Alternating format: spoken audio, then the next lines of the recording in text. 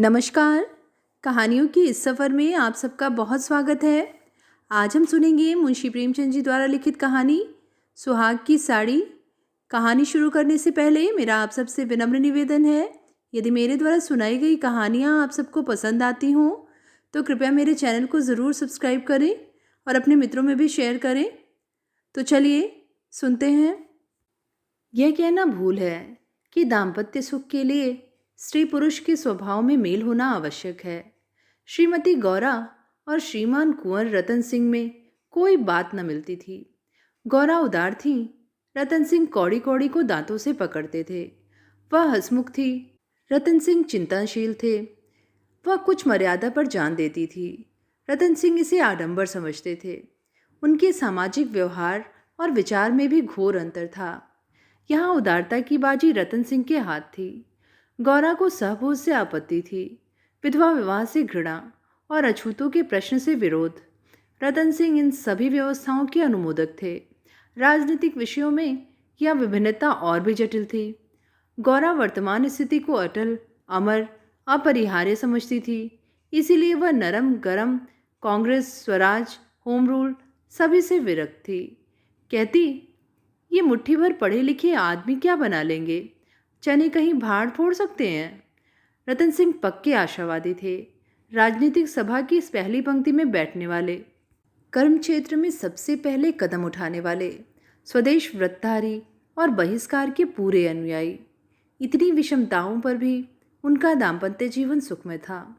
कभी कभी उनमें मतभेद अवश्य हो जाता था, पर वे समीर के झोंके थे जो स्थिर जल को हल्की हल्की लहरों से आभूषित कर देते हैं। वे प्रचंड झोंके नहीं जिनसे सागर विप्लव क्षेत्र बन जाता है। थोड़ी सी सदिच्छा सारे विषमताओं और मतभेदों का प्रतिकार कर देती थी। विदेशी कपड़ों की होलियां जलाई जा रही थीं। स्वयं सेवकों के जत्थे भिखारियों की भांति द्वारों पर खड़े होकर विलायती कपड़ों की भिक्षा मांगते थे, और ऐसा कदाचित ही कोई द्वार था जहां उन्हें निराश होना पड़ता हो। खद्दर और गाढ़े के दिन फिर गए थे। नयन सुख नयन दुख, मलमल और तंजेब तनबेद हो गए थे। रतन सिंह ने आकर गौरा से कहा, लाओ अब सब विदेशी कपड़े संदूक से निकाल दो। दे दूं। गौरा, अरे तो इसी घड़ी कोई साइत निकली जाती है, फिर कभी दे देना। रतन, वाह, लोग द्वार पर खड़े कोलाहल मचा रहे हैं और तुम कहती हो फिर कभी दे देना। गौरा, तो यह कुंजी लो, निकाल कर दे दो, मगर यह सब है लड़कों का खेल। घर फूकने से स्वराज न कभी मिलता है और न मिलेगा। रतन, मैंने कल ही तो इस विषय पर तुमसे घंटों सिरपच्ची की थी और उस समय तुम मुझसे सहमत हो गई थी।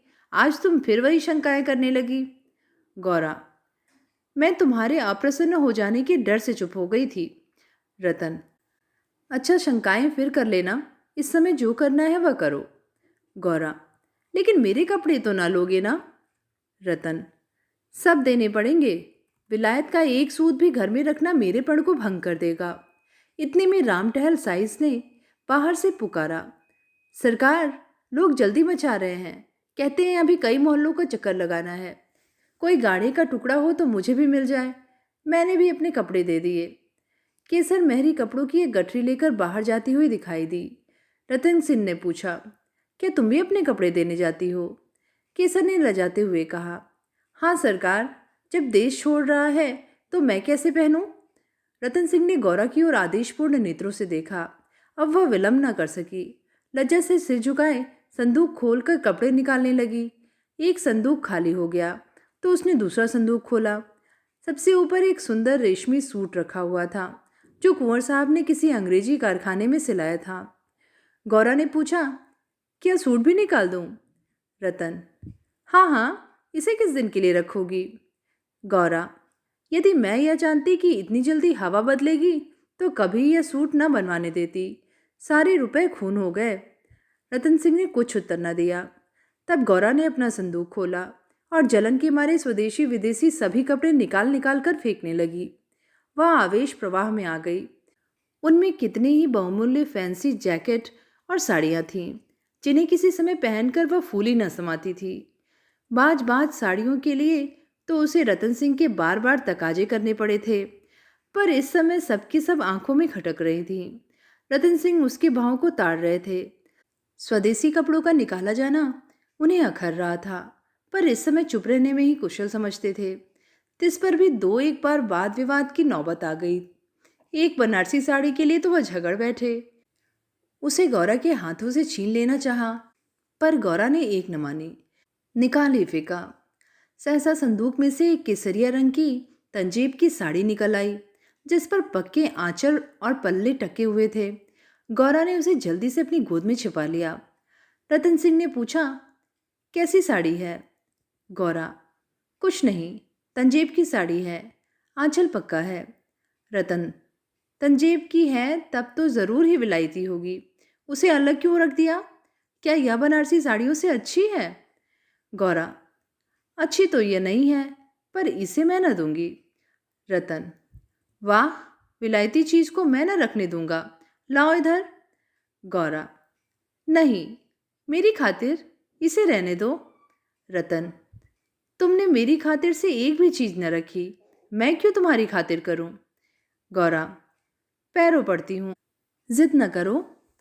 रतन, स्वदेशी साड़ियों में से जो चाहे रख लो, लेकिन इस विलायती चीज को मैं न रखने दूंगा। इसी कपड़ों की बदौलत तो हम गुलाम बने, यह गुलामी का दाग मैं अब नहीं रख सकता, लाओ इधर। गौरा, मैं इसे न दूंगी, एक बार नहीं 1000 बार कहती हूं कि न दूंगी। रतन, मैं इसे लेकर छोड़ूंगा, इस गुलामी के पटके को, इस दासत्व के बंधन को किसी तरह न रखूंगा। गौरा, नाहक जिद करते हो। रतन, आखिर तुमको इससे क्यों इतना प्रेम है? गौरा, तुम तो बाल की खाल निकालने लगते हो, इतने कपड़े थोड़े हैं, एक साड़ी रख ही ली तो क्या? रतन, तुमने अभी तक इन होलियों का आशय ही नहीं समझा। गौरा, खूब समझती हूँ, सब ढोंग है, 4 दिन में जोश ठंडा हो जाएगा। रतन, तुम केवल इतना बतला दो कि यह साड़ी तुम्हें इतनी प्यारी क्यों है, तो शायद मैं मान जाऊं। गौरा, यह मेरे सुहाग की साड़ी है। रतन, जरा देर सोचकर, तब तो मैं इसे कभी न रखूंगा। मैं विदेशी वस्त्र को यह शुभ स्थान नहीं दे सकता, इस पवित्र संस्कार का या अपवित्र स्मृति चिन्ह घर में नहीं रख सकता। मैं इसे सबसे पहले होली की भेंट करूंगा। लोग कितने हद बुद्धि हो गए थे कि ऐसे शुभ कार्यों में भी विदेशी वस्तुओं का प्रयोग करने में संकोच न करते थे। मैं इसे अवश्य होली में दूंगा। गौरा, कैसा असगुन मुंह से निकालते हो? रतन, ऐसी सुहाग की साड़ी का घर में रखना ही असगुन, अमंगल, अनिष्ट और अनर्थ है। गौरा, यूं चाहे जबरदस्ती छीन ले जाओ, पर खुशी से ना दूंगी। रतन, तो फिर मैं जबरदस्ती ही करूंगा, मजबूरी है। क्या कहकर वह लपके कि गौरा के हाथों से साड़ी छीन लूं। गौरा ने उसे मजबूती से पकड़ लिया और रतन की ओर कातर नेत्रों से देखकर कहा, तुम्हें मेरे सिर की कसम। केसर मैरी बोली, बहू जी की इच्छा है तो रहने दीजिए। रतन सिंह के बढ़े हुए हाथ रुक गए, मुख मलिन हो गया। उदास होकर बोले, मुझे अपना व्रत तोड़ना पड़ेगा, प्रतिज्ञा पत्र पर झूठे हस्ताक्षर करने पड़ेंगे। खैर, यही सही। शाम हो गई। द्वार पर स्वयंसेवकगण शोर मचा रहे थे। कुंवर साहब, जल्दी आइए, श्रीमती जी से भी कह दीजिए हमारी प्रार्थना स्वीकार करें, बहुत देर हो रही है। उधर रतन सिंह असमंजस में पड़े हुए थे कि प्रतिज्ञा पत्र पर कैसे हस्ताक्षर करूं। विदेशी वस्त्र घर में रखकर स्वदेशी व्रत का पालन क्यों कर होगा। आगे कदम बढ़ा चुका हूं, पीछे नहीं हट सकता, लेकिन प्रतिज्ञा का अक्षरशः पालन करना अभिष्ट भी तो नहीं, केवल उसके आशय पर लक्ष्य रखना चाहिए। इस विचार से मुझे प्रतिज्ञा पत्र पर हस्ताक्षर करने का पूरा अधिकार है। त्रियाहाट के सामने किसी की नहीं चलती। यूं चाहूं तो एक ताने में काम निकल सकता है, पर उसे बहुत दुख होगा, बड़ी भावुक है, उसके भावों का आदर करना मेरा कर्तव्य है। गौरा भी चिंता में डूबी हुई थी। सुहाग की साड़ी सुहाग का चिन्ह है, उसे आग, कितने अशगुन की बात है। ये कभी कभी बालकों की भांति जिद करने लगते हैं, अपनी धुन में किसी की सुनते ही नहीं, बिगड़ते हैं तो मानो मुंह ही नहीं सीधा होता। लेकिन वे बेचारे भी तो अपने सिद्धांतों से मजबूर हैं, झूठ से उन्हें घृणा है। प्रतिज्ञा पत्र पर झूठी स्वीकृति लिखनी पड़ेगी, उनकी आत्मा को बड़ा दुख होगा, घोर धर्म संकट में पड़े होंगे। यह भी तो नहीं हो सकता कि सारे शहर में स्वदेशानुरागियों के सिरमौर बनकर उस प्रतिज्ञा पत्र पर हस्ताक्षर करने से आनाकानी करें। कहीं मुंह दिखाने को जगह न रहेगी। लोग समझेंगे बना हुआ है, पर शकुन की चीज कैसे दूं? इतने में उसने राम टहल साइज को सिर पर कपड़ों का गट्ठर लिए बाहर जाते देखा। केसर महरी भी एक गट्ठर सिर पर रखे हुए थी। पीछे पीछे रतन सिंह हाथ में प्रतिज्ञा पत्र लिए जा रहे थे। उनके चेहरे पर ग्लानि की झलक थी, जैसे कोई सच्चा आदमी झूठी गवाही देने जा रहा हो। गौरा को देखकर उन्होंने आंखें फेर ली और चाहा कि उसकी निगाह बचाकर निकल जाऊं। गौरा को ऐसा जान पड़ा कि उनकी आंखें डबडबाई हुई हैं। वह राह रोक कर बोली, जरा सुनते जाओ। रतन, जाने दो, दिख न करो, लोग बाहर खड़े हैं। उन्होंने चाहा कि पत्र को छिपा लूं, पर गौरा ने उसे उनके हाथ से छीन लिया। उसे गौर से पढ़ा और एक क्षण चिंतामग्न रहने के बाद बोली, वह साड़ी भी लेते जाओ। रतन, रहने दो, अब तो मैंने झूठ लिख ही दिया। गौरा, मैं क्या जानती थी कि तुम ऐसी कड़ी प्रतिज्ञा कर रहे हो। रतन, या तो मैं तुमसे पहले ही कह चुका था। गौरा, मेरी भूल थी, क्षमा कर दो और इसे लेते जाओ। रतन, जब तुम इसे देना आसगुन समझती हो तो रहने दो। तुम्हारी खातिर थोड़ा सा झूठ बोलने में मुझे कोई आपत्ति नहीं है। गौरा, नहीं, लेते जाओ। अमंगल की भय से तुम्हारी आत्मा का हनन नहीं करना चाहती। यह कहकर उसने अपनी सुहाग की साड़ी उठाकर पति के हाथों में रख दी। रतन ने देखा, गौरा के चेहरे पर एक रंग आता है, एक रंग जाता है, जैसे कोई रोगी अंतस्थ विषम वेदना को दबाने की चेष्टा कर रहा हो। उन्हें अपनी सहृदयता पर लज्जा आई। हाँ, केवल अपने सिद्धांत की रक्षा के लिए, अपनी आत्मा के सम्मान के लिए मैं इस देवी के भावों का वध कर रहा हूँ। यह अत्याचार है। साड़ी गौरा को देकर बोले, तुम इसे रख लो, मैं प्रतिज्ञा पत्र को फाड़े डालता हूँ। गौरा ने दृढ़ता से कहा, तुम न ले जाओगी तो मैं खुद जाकर डाल आऊंगी। रतन सिंह विवश हो गए, साड़ी ली और बाहर चले गए। उसी दिन से गौरा के हृदय पर एक बोझ सा रहने लगा। वह दिल बहलाने के लिए नाना उपाय करती, जलसों में भाग लेती, सैर करने जाती, मनोरंजक पुस्तकें पढ़ती, यहाँ तक कि कई बार नियम के विरुद्ध थिएटर में भी गई। किसी प्रकार अमंगल कल्पना को शांत करना चाहती थी, पर यह आशंका एक मेघमंडल की भांति उसके हृदय पर छाई रहती थी। जब एक पूरा महीना गुजर गया और उसकी मानसिक वेदना दिनों दिन बढ़ती ही गई, तो कुंवर साहब ने उसे कुछ दिनों के लिए अपने इलाके पर ले जाने का निश्चय किया। वह अक्सर देहातों में प्रचार का काम करने जाया करते थे, पर अब अपने गांव से बाहर न जाते, या जाते तो संध्या तक जरूर लौट आते। उनकी एक दिन की देर, उनका साधारण सिर दर्द और जुकाम उसे अव्यवस्थित कर देते थे। वह बहुधा बुरे स्वप्न देखा करती। किसी अनिष्ट के काल्पनिक अस्तित्व की छाया उसे अपने चारों ओर मंडराती हुई प्रतीत होती थी। वह तो देहात में पड़ी हुई आशंकाओं की कठपुतली बनी हुई थी। इधर उसकी सुहाग की साड़ी स्वदेश प्रेम की वेदी पर भस्म होकर ऋषि प्रदायिनी भभूत बनी हुई थी। दूसरे महीने के अंत में रतन सिंह उसे लेकर लौट आए। गौरा को वापस आए 3-4 दिन हो गए थे, पर असबाब को संभालने और नियत स्थान पर रखने में वह इतनी व्यस्त रही थी कि घर से बाहर ही न निकल सकी थी। कारण यह था कि केसर मैरी उसकी जाने के दूसरे ही दिन छोड़कर चली गई थी। अभी उतनी चतुर दूसरी मैरी मिली न थी। कुंवर साहब का साइस राम टहल भी छोड़ गया था। बेचारे कोचवान को साइस का भी काम करना पड़ता था। संध्या का समय था। गौरा बरामदे में बैठी आकाश की ओर एकटक होकर ताक रही थी। चिंताग्रस्त प्राणियों का एकमात्र यही अवलंब है। सहसा रतन सिंह ने आकर कहा, चलो आज तो मैं स्वदेशी बाजार की सैर करा लाएं।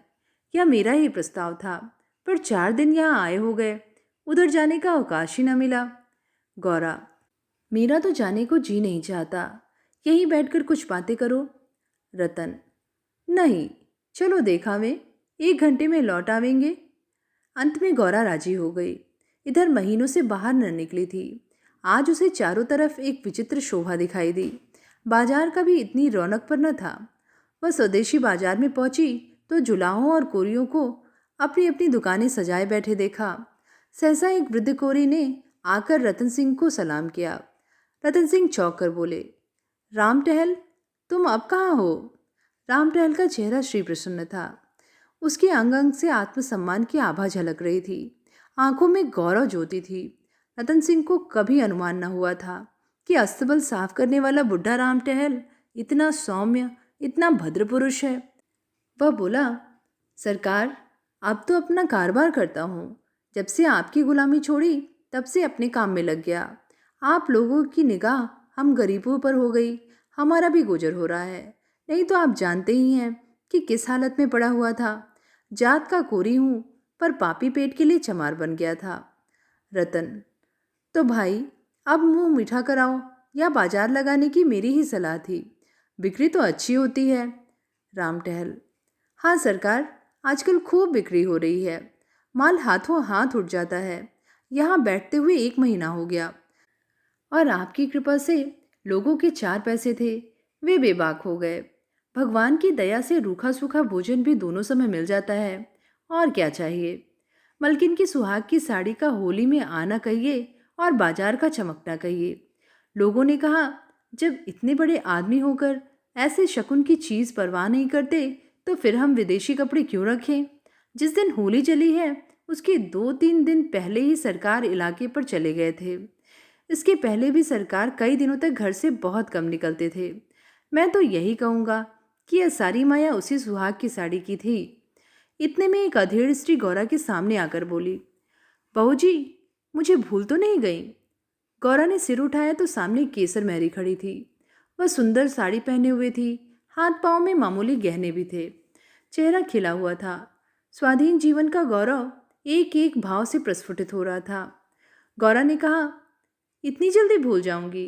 अब कहाँ हो? हमें लौटने भी न दिया, बीच में ही उड़ भागी। केसर, क्या करूं सरकार, अपना काम चलते देखकर सब्र न हो सका। जब तक रोजगार न चलता था तब तक लाचारी थी।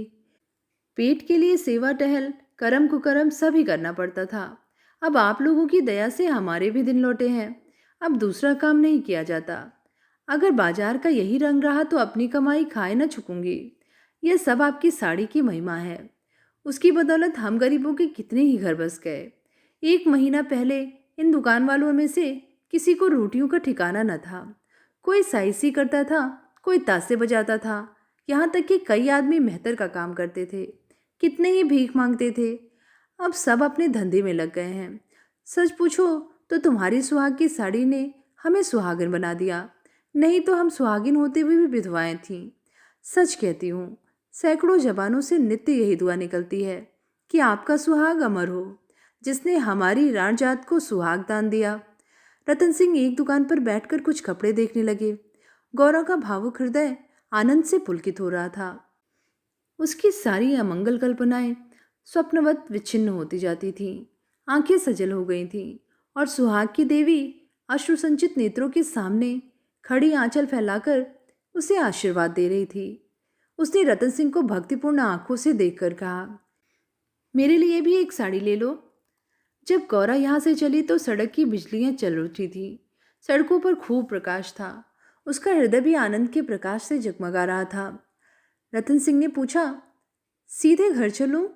गौरा, नहीं, छावनी की तरफ होते चलो। रतन, बाजार खूब सजा हुआ था। गौरा, यह जमीन लेकर एक स्थायी बाजार बनवा दो। स्वदेशी कपड़ों की दुकानें हों और किसी से किराया न लिया जाए। रतन, बहुत खर्च पड़ेगा। गौरा, मकान बेच दो, रुपए ही रुपए हो जाएंगे। रतन, और रहे पेड़ तले?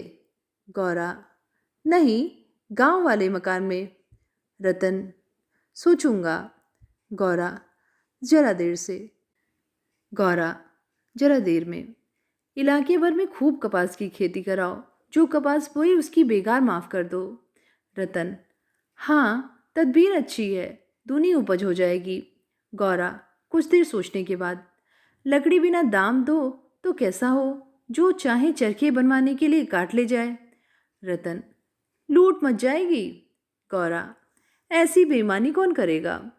जब उसने गाड़ी से उतरकर घर में कदम रखा तो चित्त शुभ कल्पनाओं से प्रफुल्लित हो रहा था, मानो कोई बछड़ा खूंटे से छूटकर किलोले कर रहा हो। तो ये थी कहानी सुहाग की साड़ी। कहानी आप सबको कैसी लगी नीचे कमेंट में लिख के ज़रूर बताइएगा। आगे भी ऐसी कहानियाँ सुनते रहने के लिए चैनल को ज़रूर सब्सक्राइब करें। फिर मिलेंगे एक नई कहानी के साथ। धन्यवाद।